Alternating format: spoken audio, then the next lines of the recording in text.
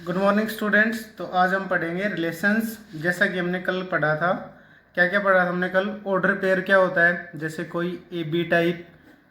Cross product of two element, two sets क्या होते हैं, जैसे कोई एक सेट ले लो आप जिसमें कौन है 1 2।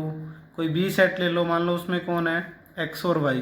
तो ए क्रॉस बी क्या आता है हमारे पास 1 एक्स, फिर 1 किसके साथ जाएगा वाई के साथ, फिर ऐसे ही 2 किसके साथ आएगा एक्स के साथ, और 2 किसके साथ जाएगा वाई के साथ। ऐसे अगर हमें क्या निकालना हो बी क्रॉस ए, तो बी क्रॉस ए क्या आएगा एक्स किसके साथ जाएगा 1 के साथ, फिर एक्स 2 के साथ, ऐसे ही वाई 1 के साथ और फिर वाई 2 के साथ। तो देखो ए क्रॉस बी में, तो अगर ए क्रॉस बी में मतलब पहला एलिमेंट किसका लेना है ए का, दूसरा एलिमेंट किसका लेना है बी का। ऐसे ही एक्स कोमा 1 बी, पहले एलिमेंट किसका लोगे बी का, फिर एलिमेंट किसका लोगे ए का। ऐसे आप क्या निकाल सकते हो बी क्रॉस ए और ए क्रॉस बी। अब देखो मान लो यही है, सेम एग्जांपल था ए और बी का। तो ए क्रॉस बी हमारे पास क्या आया है 1x 2x 1y और 2, y। देखो तो ये भी अपने आप में ए क्रॉस बी भी अपने आप में क्या है एक सेट, और उसके एलिमेंट कैसे हैं, जिस उसके हर एक एलिमेंट में कितने एलिमेंट होते हैं 2। तो ये तो अपने आप में एक क्या है एलिमेंट, ये भी क्या है अपने आप में एक एलिमेंट, जिसको हम क्या बोलते हैं ऑर्डर पेयर। तो उस ऑर्डर पेयर में खुद कितने एलिमेंट होते हैं 2। ठीक है। तो अब देखो अगर हम पहले भी बताया है, अगर किसी सेट में कितने एलिमेंट्स हों n, तो उसके सबसेट्स कितने होते हैं 2n। तो देखो ए क्रॉस बी एक सेट है, ए क्रॉस बी में कितने एलिमेंट हैं 4। ठीक है, तो 4 एलिमेंट है, तो इसके सबसेट कितने बनेंगे 2 की पावर 4, मतलब कितने आएंगे 16। ठीक है, तो हमें जो पढ़ना है, जो रिलेशन पढ़ना है, उसकी डेफिनेशन क्या है, a relation is a subset of A cross B, simply. पर ये रिलेशन की डेफिनेशन क्या है फिर, a relation from a set A to a set B is a subset of A cross B. ठीक है भाई, मान लो वही है ए क्रॉस बी निकाल लिया हमने। मान लो कोई इसके सबसेट बनाओगे अगर, तो क्या क्या बनेंगे, पहले तो सबका सबसेट क्या आता है ए क्रॉस बी के सबसेट बनाओ सारे चाहे। तो ए क्रॉस बी का सबसेट सबसे पहले कौन आएगा 5, फिर सिर्फ एक एलिमेंट का सेट, मतलब कौन 1x। ऐसे ही 1 1 के जो भी बनेंगे तो 2x भी आएगा एक बार, फिर कौन आएगा 3x, फिर कौन आएगा 4x, सॉरी 1y, 3x नहीं है 1y है, फिर ये कितना आएगा ये 2y। ठीक है, एक एक वाले पूरे हो गए। अब दो दो एक साथ लो, फिर क्या आएगा 1x और 2x, फिर 1x और 1y, फिर 1x और 2y। ठीक है, उसके बाद क्या आएगा 2x और 1y, उसके बाद 2x और 2y, और फिर लास्ट क्या बचेगा 1y और 2y। ये देखो सभी क्या है 2 2 के पेयर में क्या बना रहे हैं ये सब सेट। अब कितने कितने के पेयर लेंगे 3 3 के, तो 3 3 के पेयर में कौन कौन आएगा, पहला कौन आएगा 1x, फिर 2x और फिर 1y। मतलब हमारे पास कितने एलिमेंट हैं इसमें, ए क्रॉस बी में 4 एलिमेंट हैं, और 3 3 के हमें पेयर बनाने थे। एक बार सबको छोड़ दो, अब की बार हमने इसको छोड़ा है, अगली बार किसको छोड़ देंगे 1y को। तो 1y को छोड़ दोगे तो क्या बचेगा बताओ 1x 2x और 2y। अब की बार किसका नंबर है 2x को छोड़ने का, तो 2x को छोड़ेंगे तो क्या बचेगा 1x 2x, सॉरी 2x को छोड़ना है तो क्या बचेगा ये 1y और 2y। और अब की बार 1x को छोड़ने का टाइम है तो क्या आएगा 1y 2y और क्या बच गया 2x। ठीक है, और लास्ट कौन आएगा जिसमें चारों एक साथ आएंगे, कौन कौन 1x 2x 1y और 2y, 1x 2x 1y और 2y। अब देखो एक क्रॉस बी में तो मेरे पास 4 एलिमेंट थे, लेकिन एक क्रॉस बी के सबसेट कितने बने हैं ये 16। पहला सबसेट कौन सा है 5, फिर कौन है सिर्फ 1x, फिर सिर्फ कौन है 2x, फिर कौन है सिर्फ 3 और 1 और y, फिर कौन है 2y, फिर दो दो के पेयर में 1x 2x 1x 1y। देखो दो दो के पेयर कैसे बनाते हैं, पहले इन दोनों को एक साथ, ठीक है, उसके बाद इन दोनों को एक साथ, फिर इन दोनों को एक साथ, ठीक है, हो गया। अब दोबारा इसको इसके साथ करने की जरूरत नहीं है, क्योंकि हम किसी भी सेट में या सबसेट में एक एलिमेंट कभी भी दो बार नहीं लिखते हैं। तो देखो पहला इससे कनेक्ट हो गया, फिर ये इससे कनेक्ट हो गया, फिर ये इससे, ठीक है भाई। उसके बाद देखो दिक्कत क्या है कि ये अब 1 जब इससे कनेक्ट हो गया तो इसको इससे करने की जरूरत नहीं है, क्योंकि देखो एक मान लो कोई एक सेट है जिसमें 1 2 लिखा है, तो मैं क्या इसको ऐसा नहीं लिख सकता 2 1, सेट में तो लिख सकते हैं। ये ऑर्डर पेयर हो तब दिक्कत होती है, सेट में ऐसी दिक्कत नहीं होती। तो सेट में और ऑर्डर पेयर में एक फर्क है। ऑर्डर पेयर में तो ये ए की जगह ही रहना चाहिए और बी की जगह, लेकिन अगर ये ए बी कैसा लिखा होता ऐसा, तब हम इनको आगे पीछे कर सकते हैं, क्योंकि सेट के एलिमेंट में ऑर्डर का कोई मतलब नहीं होता है, ठीक है। तो इसके 4 एलिमेंट थे जिसके सबसेट कितने आए 16। इन 16 में से आप चाहे एक भी ना उठाओ, चाहे एक उठाओ, चाहे 2 उठाओ या सारे उठाओ, कोई फर्क नहीं पड़ता। अब देखो रिलेशन क्या होता है, क्या कह रहा है, a relation is a relation from a set A to a set B is a subset of A cross B. भी ए क्रॉस बी के सबसेट में से कोई भी एक अपने आप में क्या बन जाता है, ए टू बी पे एक रिलेशन। कैसे भाई, जैसे मान लो मैंने उठाया 1x, 1x इसका एक सबसेट है, तो क्या कहेंगे, ये एक रिलेशन है कहाँ से कहाँ तक, एक सेट ए जिसमें से कौन आया है 1, वहां से कौन से सेट पे रिलेशन है बी पे जिससे कौन आया है x, और 1 सिर्फ 1 ही कनेक्टेड हुआ है किससे, x से।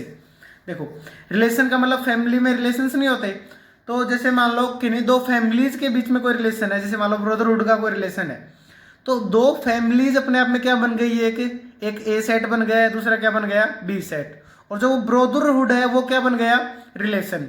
तो ब्रदरहुड में कौन काउंट होगा, कौन किसका ब्रदर है। मान लो पहले ए फैमिली में कोई एक्स मेंबर है और बी फैमिली में कौन है वाई मेंबर, तो एक्स और वाई लिखने का क्या मतलब हुआ भाई, एक्स किससे रिलेटेड है वाई से, तो वो रिलेटेड होने का मतलब क्या होता है रिलेशन। अब मान लो कोई ये कह दे कि भाई सर मैं तो सिर्फ ये 5 उठाऊंगा, तो हाँ 5 भी अपने आप में क्या होता है एक रिलेशन। कैसा relation, empty relation. Empty relation का मतलब ए का कोई भी एलिमेंट बी के किसी भी एलिमेंट से कनेक्टेड नहीं है। मान लो मैं उठाता क्या क्या 1x 2x और 1y, तो क्या कहते जिसमें भाई 1 तो किससे कनेक्टेड है x से, 2 किससे कनेक्टेड है x से, और फिर 1 किससे कनेक्टेड है दोबारा y से, ठीक है। इसमें 2 किससे कनेक्टेड नहीं है y से। तो किसी भी सबसेट को देख के हम क्या बना सकते हैं उसका रिलेशन। तो रिलेशन की जो डेफिनेशन है वो क्या है, कोई भी रिलेशन एक सेट से दूसरे सेट पे कब होगा, जब वो उनके क्रॉस प्रोडक्ट का क्या हो सब सेट। और सब सेट निकालने आपको आते हैं, चलो आगे पढ़ते हैं। तो देखो रोस्टर फॉर्म क्या होती है रिलेशंस की, रोस्टर फॉर्म होती है रो फॉर्म। जैसे रो फॉर्म में हमें कुछ भी मिल जाए तो रो फॉर्म तो जैसी मिलती है वैसी दिखानी पड़ती है। मान लो वही पीछे वाला एग्जाम्पल है, ए ले लें हम 1 2 और बी ले लें हम क्या ले लें, मान लो ए बी, ठीक है। और हमने एक रिलेशन बनाया, रिलेशन क्या होता है भाई इनके क्रॉस प्रोडक्ट का सबसेट। तो क्रॉस प्रोडक्ट में ए क्रॉस बी में कौन आएगा बताओ, 1a 1b 2a 2b, तो मैं उनमें से सिर्फ ये ले रहा हूँ 1b और 2a, ठीक है। तो एक बात बताओ रोस्टर फॉर्म का क्या मतलब हुआ, ऐसे कैसे एलिमेंट लिख देना भाई। अगर मैं ये रिलेशन अगर अब कोई सेट लेता है, मान लो 3 और ले लेता, तो मान लो मेरे पास होता और रिलेशन में मैं और ले लेता 3 किसके साथ भी कनेक्टेड है बी के साथ, तो एज इट इज एलिमेंट्स लिख देना, जैसे 1 बी के साथ है, 2 ए के साथ है, 3 ए के साथ। ये कौन सी फॉर्म होती है roster form. Set builder form क्या होती है, सेट बिल्डर फॉर्म का मतलब होता है जैसे मान लो एक कोई सेट है ऑल मेल ह्यूमंस, ठीक है, और बी कोई सेट है all mail humans in India, ठीक है। तो अब उन्होंने रिलेशन बनाया किसका, ब्रदरहुड। ठीक है, तो मैं ऐसे लिख दूं आर एक्स किससे रिलेटेड है, वाई से। इसका क्या मतलब हुआ, एक्स इसका ब्रदर है वाई का, such that X belongs to A and Y belongs to B. जहां एक्स किससे आएगा, ए से, और बी किस, वाई किससे आएगा, बी से। तो ऐसे जब लिखते हैं वो तो कौन सी होती है, सेट बिल्डर फॉर्म। मतलब सेट बिल्डर फॉर्म का मतलब क्या होता है, जिससे सेट क्या उसके बिल्ड हो उसके। मतलब मैं अगर एक्स और वाई लेता हूं ए और बी से, तो ये किस फॉर्म में लिखा जाएगा, ऐसी फॉर्म में 1a 2b 3b। मान लो कोई और एग्जांपल ले, जैसे कोई एक रिलेशन ले, एक सेट ले ले 1 2 3, सॉरी कोई एक ए सेट लो जिसमें क्या हो ए ई आई और यू। ठीक है, तो मैं ए क्रॉस ए बनाऊं तो क्या आएगा, अब इसी का इसी के साथ तो क्या आएगा, ये ए ई ए आई ए यू ए ओ फिर ई एल ए फिर।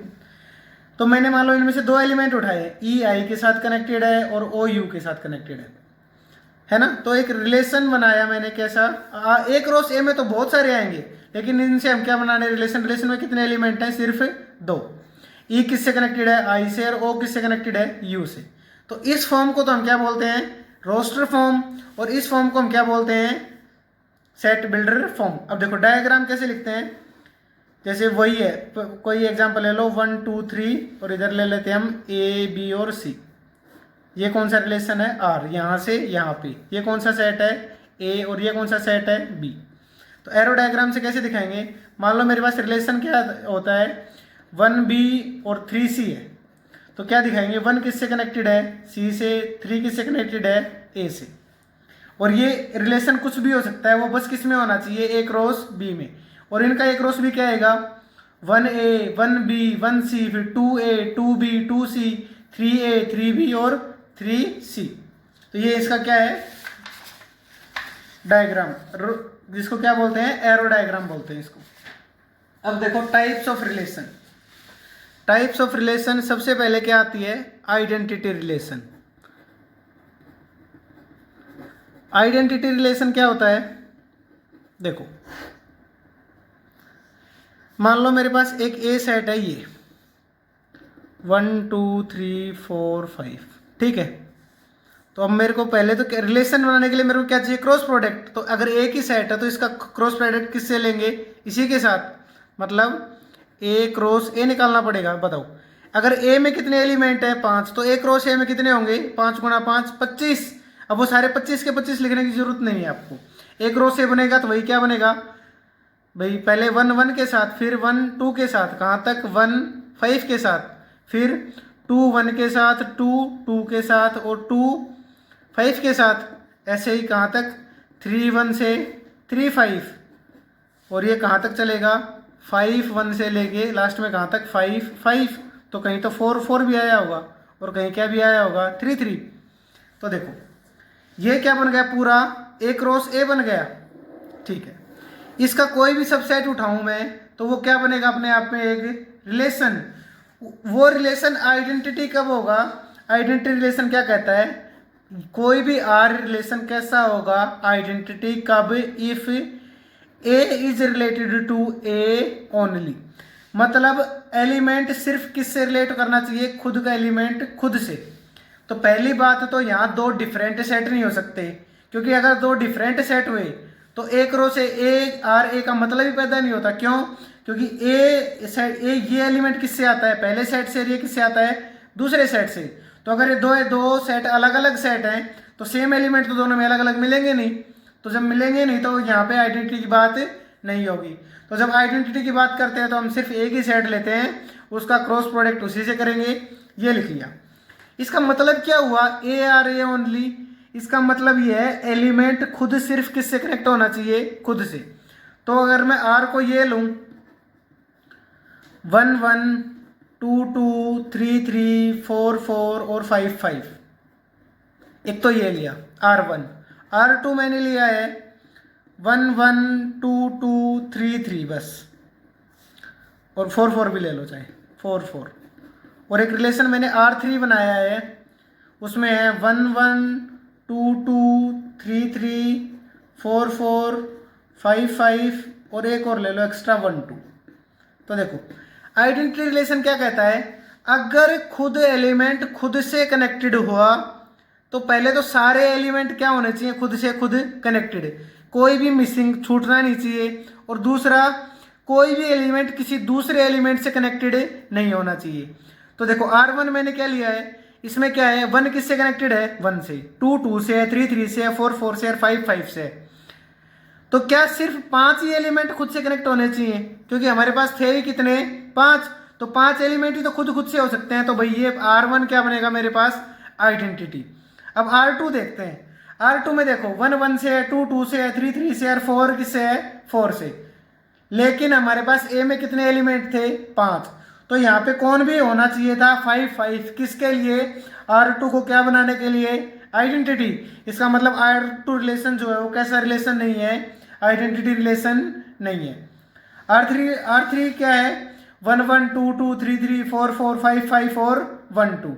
तो खुद से सारे कनेक्टेड हैं, लेकिन एक एलिमेंट ऐसा है जो किसी दूसरे से भी कनेक्टेड है। तो ये डेफिनेशन ओनली कंडीशन पूरी नहीं हो रही। अगर ए से रिलेटेड है, ओनली भी होना चाहिए, और किसके लिए भी, एवरी एलिमेंट के लिए भी। भाई सारे तो खुद से तो हैं, लेकिन एक एक्स्ट्रा भी तो है, तो ये भी क्या नहीं है, आइडेंटिटी नहीं है। तो रिलेशन आइडेंटिटी कब होता है, जब एलिमेंट सिर्फ और सिर्फ किससे कनेक्टेड हो, खुद से। वो एलिमेंट छूटना भी नहीं चाहिए खुद से कनेक्टेड होने के से पहले, और किसी और से कनेक्टेड भी नहीं होना चाहिए। जैसे कोई और एग्जांपल लें, कोई एक सेट ले ए जिसमें कौन है, ए बी सी। तो बताओ आइडेंटिटी रिलेशन क्या बनेगा इसमें, ए बी बी और सी सी। ठीक है, इसके बाद आता है हमारे पास रिफ्लेक्सिव रिलेशन। रिफ्लेक्सिव रिलेशन क्या होता है, रिफ्लेक्सिव रिलेशन कहता है कि A is related to A, only नहीं आता इसमें। तो देखो इसमें और इसमें फिर फर्क क्या रह गया, जैसे मान लो यही एक सेट है ए, तो ए मैंने लिया क्या, ए बी और सी। तो पहले क्या निकालेंगे, एक रो से निकाल लोगे, क्या आएगा, ए बी बी सी सी, या फिर पहले लिख लो ए बी ए सी, फिर बी सी, है ना, बी ए भी आएगा, सी बी भी आएगा, और सी सी। कितने एलिमेंट होंगे इसमें, 9 एलिमेंट लिख सकते हो। ए बी बी सी सी तो लिख लिया, ए बी हो गया, बी ए हो गया, ए सी ए नहीं आएगा, तो ये 9 एलिमेंट आएंगे इसमें। अगर सिर्फ कौन कौन चूज करते हो तुम, ए बी बी और सी सी, ये कंडीशन तो किसके लिए है, आइडेंटिटी के लिए।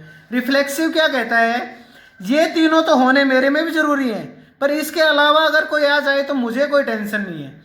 जैसे मान लो ये एक है, इसके बाद मैं R1 तो बनाऊं क्या, ए बी बी और सी सी। R2 क्या बनाऊं मैं, ए बी बी, बस इतना ही।